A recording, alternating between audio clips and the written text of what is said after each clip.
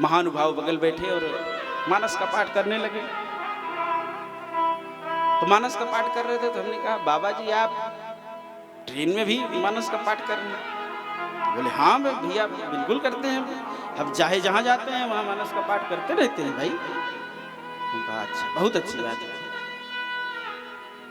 तो रह रहे कहने लगे कि हम ही लोग जो हैं हिंदू लोग इधर उधर बहके हैं और बाकी देखिए मुसलमान ट्रेनों में भी स्टेशन पे भी जहाँ पाते हैं अपने नमाज को शुरू कर देते हैं अपनी समय से, लेकिन हम लोग नहीं करते हैं मानस। हम तो लेकिन बिना मानस के नहीं रहते हैं, मानस पढ़ते हैं। हम कहा हाँ बाबा बहुत अच्छा। फिर पूछा हमने कि बाबा आप जा कहाँ रहे हैं, कहाँ तक चलेंगे? तो महानुभाव कह रहे हैं कि हम लखनऊ जा रहे हैं। हम बोले लखनऊ में क्या है महाराज? तो बोले लखनऊ में हाई कोर्ट जा रहे हैं। हाई कोर्ट में है क्या महाराज? अरे महाराज जी हमारा छोटा भाई हमारी जमीन में 2 हाथ बढ़ करके घर बना लिया और कोई हमारा वहां थाने चौकी में सुनने वाला नहीं, हम वहां कर दिया, मुकदमा दायर कर दिए। आज उसी की डेट है महाराज। अब बताओ भैया, अब बताओ पढ़ रहे हैं मानस और छोटे भाई से 2 हाथ के लिए मुकदमा हाई कोर्ट सुप्रीम कोर्ट लड़ रहे हैं। तो तुम्हारा मानस पढ़ना अच्छा है? मानस यही शिक्षा तुमको देती है? अरे मानस तो वो शिक्षा देती है कि जिसके लिए आज राम जी को शाम को ही पता चला कि कल आपको राजा बनना है। और कहाँ का राजा बनना है? चक्रवर्ती सम्राट बनना है, पूरी धरातल का राजा बनना है। किसी एक गांव का एक जिले का नहीं बनना है, पूरी धरातल का चक्रवर्ती सम्राट बनना है। लेकिन सुबह होते होते सब प्लान कैंसिल। अब राम जी को वनवास हो गया। तो एक भाई के लिए माता कैकेयी ने भरत जी के लिए राज्य को मांगा, लेकिन राम जी एक बार भी एक शब्द भी नहीं बोले कि मुझे राज्य की जरूरत है। जैसा पिता की आज्ञा जैसी हुई, वनवासी वेश धारण करके राम जी वन को चले जाते हैं।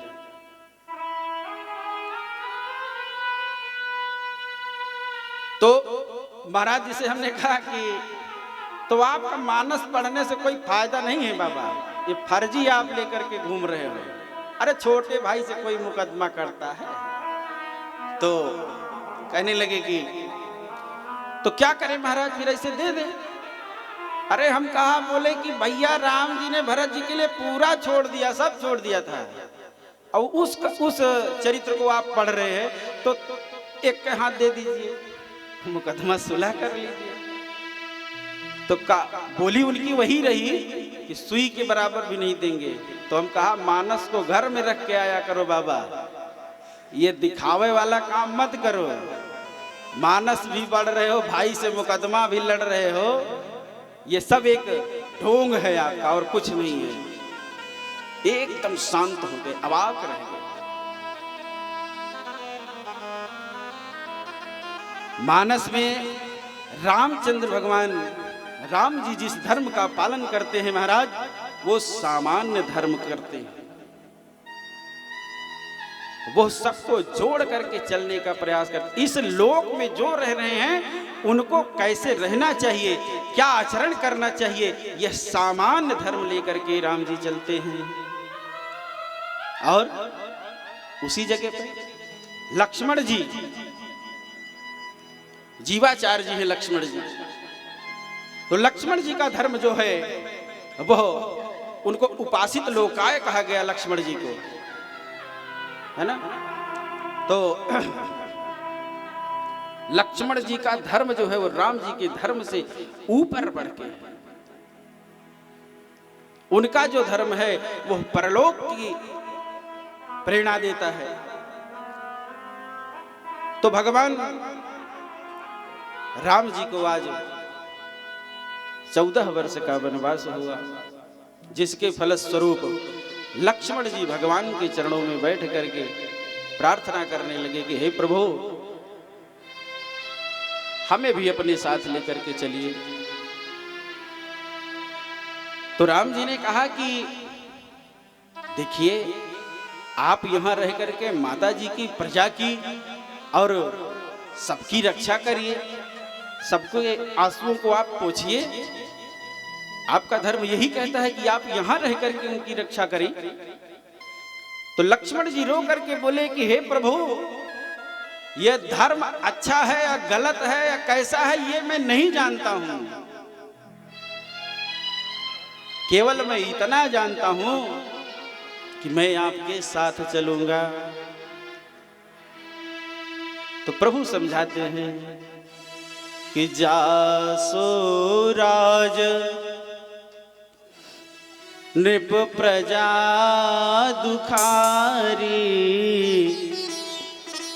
जासो राज नृप प्रजा दुखारी, जासो राज नृप प्रजा दुखारी, सोने पोयव से नरक अधिकारी, सोने पुरुष नरक अधिकारी, सोने पोयव से नरक अधिकारी, सोने पोअवसि नरक अधिकारी, नरक अधिकारी, नरक अधिकारी।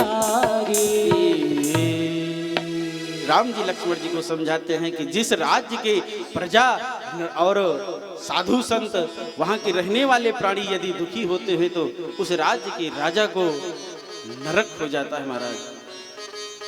तो मेरी यदि आज्ञा मानते हैं तो आप यहीं रह करके उनकी सेवा करिए। लक्ष्मण जी रोते हुए कह रहे हैं कि ये स्वर्ग नरक जो कुछ भी आप कहना चाहें वो कह लीजिए महाराज, लेकिन हम चलेंगे तो आपकी ही सेवा में चलेंगे। बार बार राम जी के कहने पर लक्ष्मण जी मानते नहीं हैं।